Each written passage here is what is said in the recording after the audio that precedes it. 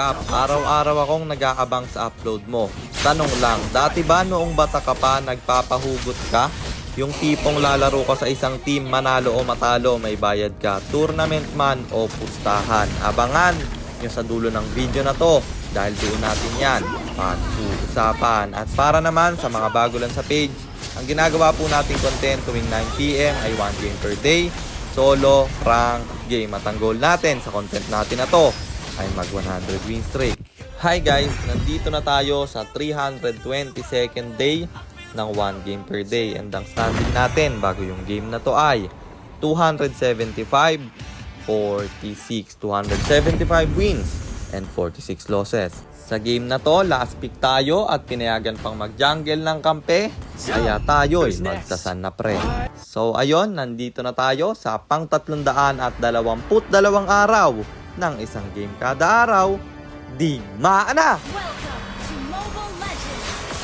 Ang rotation na ginawa ko dito ay red first, kaya ang ikot ulit natin ay papunta sa top. Saktong-sakto may clash na nagaganap. Inabutan yung tatlo, pulahan silang lahat. Rafaela unang babagsak, isusunod yung Bane, piligiran pa ng Tigreal, siya pa nga makaka-last hit at pa-up yung Turtle, kaya uuwi tayo.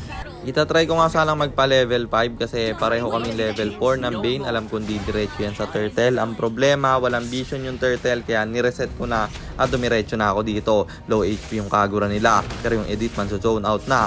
Habang yung Bane dito biniburst yung Turtle, tayo'y makikipag-retrihan. Siyempre sa akin, mapupunta yan. Yung edit dito nanggigigil na pero tayo'y tatakbo at mag-out na lang bro. Kapag sa opposite side nang galing yung jungle ng kalaban, laging yung i-check kung meron silang buff. At dito galing sa top yung Bane, nakita ko na may blue at kinuha ko na. At binurst ko na yung Turtle kasi alam ko na galing yung Bane sa red buff nila. Trade na lang siya dun sa blue buff ko, kaya yung Turtle libre kong makukuha.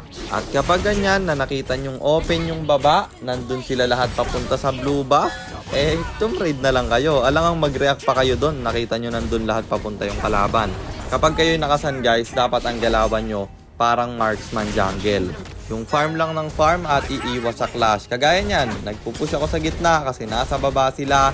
At bago sila dumating, nabasag ko na yung Torre doon. Yung lapu-lapu namin dito, palong-palo. Kaya nakalamang kami sa early game. And speaking of palong-palo, nakipag 1v1 sa edit, pares po na yung kampi niya, kaya rumes po na rin ako. Na-shutdown yung lapo namin, pero nakill ko rin naman yung edit doon. Turtle dito up na at unang nakapwesto yung mga kalaban, pero Moskov dito kukombohin ng Kagura. Mukhang yung Kagura pa ang napasama, mabibigyan siya. Kulang sila ng isa, kaya mag-out na lang yata si Tropa. At i-burst na namin yung Turtle, di na sila makakakontest. Libre kong makukuha, tapos out na muna. Ito yung pinakamalalang error namin kasi nag-flicker ulti yung Tigreal, naka-purify na huli niya. Rumes po pa ako, na-trap ako sa gitna at doon nagsimula ang makabawi yung mga kalaban. Pero papalag pa rin naman yung lapu-lapu dito. Dalawa yung napabagsak nila pero sa amin tatlo.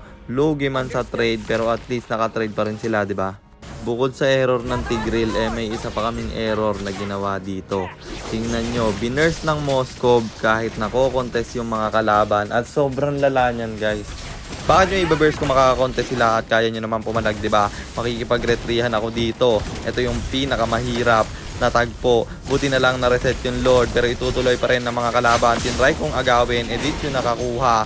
At kami papalag kasi nga sila yung naka-lord, mamamatay yung Kagura, ulti galing kay Tigreal, 3 hit kay Moskov, na knock up ako sa gitna.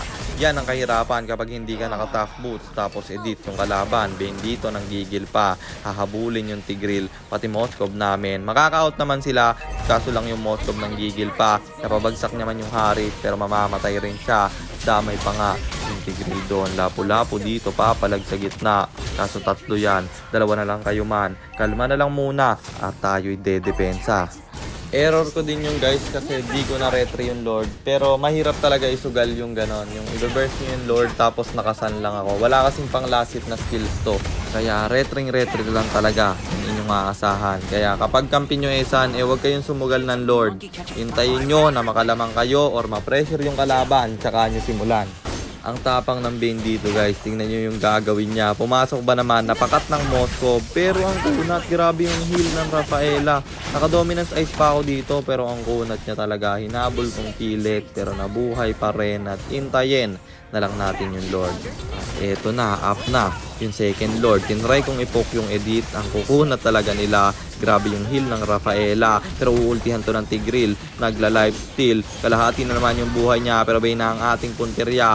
Tigreal babagsak na. Selena sumunod na rin. Harit maghahabol sa atin. Binitaw niya na yung kanyang ultimate. Talagang pinaggigilan ako ni tropa. Ako'y pulahan na. Moskov pumalag sa 5. Wala siya diyang magagawa. 3 yung bagsak sa amin. Kaya yung Lord ay libre nilang makukuha. Pero hindi tayo papayag na gano'n na lang at isusuko na lang yung laban. Pinangalanan bang kapitan yan kung susuko agad? Kaya yung Harit, ang ating punteriya, siya'y mabibigyan. Kulang sila ng isa. Nadepensahan man namin ang madalian yung Lord doon, pero di pa rin tapos yung mga kalaban. Tigreal, sa paulti sa hangin. Anong ginagawa mo, men? End na nila yata to. Ulti galing kay Harit Pro. Flicker dash kay Tigreal, pero may purify yung Kagura. At ako hindi papayag na matatapos to nila.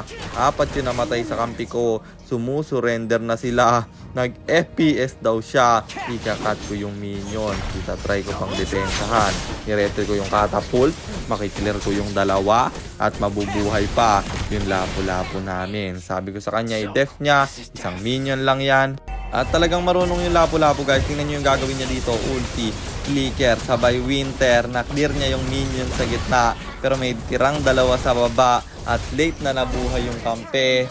Talo ulit tayo pre. Kaya ang standing na natin ay 275-47. 275 wins and 47 losses. At kung meron man tayong matututunan sa game na yon, yun yung bawasan yung error. Medyo marami na naman akong error at nawawala ako sa focus. Kaya ibalik natin yung dating sun ko. At bukod doon, tingin ko hindi rin effective yung item na to. Kaya ibabalik ulit natin yung may Thunder Belt. At isa rin sa dahilan kung bakit tayo natalo, tingin ko, yung Selena lang ang magic damage namin. Kaya nung nagkiras yung Harit nila, ang hirap ng patayin. Puro physical death din yung mga kalaban. Lalo na yung Bane, masakit siya. Tapos isang physical death lang kinailangan niya. Kaya kami hirap na. Ang bilis niya mag-clear ng illusion. Tapos ang kunat niya pa sa akin. Kaya talagang nahirapan ako doon. So ayun nga, hindi naman tayo natalo. Natuto tayo at babawi ulit tayo bukas guys. And sagutin na natin yung tanong ni Idol. Nagpapahugot daw ba ako or nagpapilot ba ako sa tournament or pustahan? Hindi guys. Kasi alam nyo naman guys na iniwasan ko na yung pagpupusta or pagsusugal. Ayoko na talaga yan. Alam yan ng mga dati nang nakafollow sa akin na nalulung ako sa sugal guys. At yun, talagang iniiwasan ko na pagtungkol sa sugalan.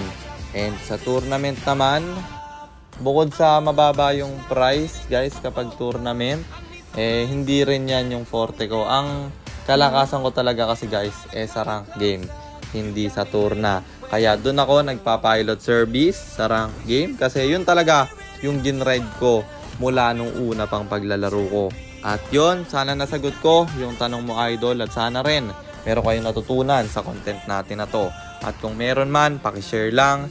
Then after nyo i-share, mag-comment na rin kayo ng pa-shoutout para ma-shoutout ko kayo sa mga next nating content. At i-comment nyo na rin ang inyong mga katanungan. Kasi baka malay mo, sa next nating content, comment mo naman ang mapili ko. At eto, binalik natin yung dati nating item kay San. Cooldown or Tough Boots, Corrosion Sight, Demon Hunter Sword, Thunder Belt, Dominance Ice, Radiant Armor, and then Rose Gold Meteor pang buy and sell. Emblem natin Assassin, talent natin is Inspire, Seasoned Hunter, plus Quantum Charge at syempre Retribution kasi jungle tayo doon. At kung gusto nyo namang magpa-pilot ng ML account, mag-PM lang kayo, nagre-reply ako at syempre may bayad yon kahit hanggang anong rank pwede nyo ipapilot. At teka, baka kilala mo lang ako at lagi kang nanonood pero hindi ka pala nakafollow sa page. I-follow mo na yan. Isa lang Yun lang guys. Sana nag-enjoy kayo sa content natin na to. At shoutout sa iyo Albert Ingilo Lorenzo, kay John Mark Panolde, kay Johare Datumanong Andil, kay Dave Borromeo at kay Ralph Sanites. Maraming salamat sa suporta nyo guys. Ingat kayo palagi. God bless. Paalam!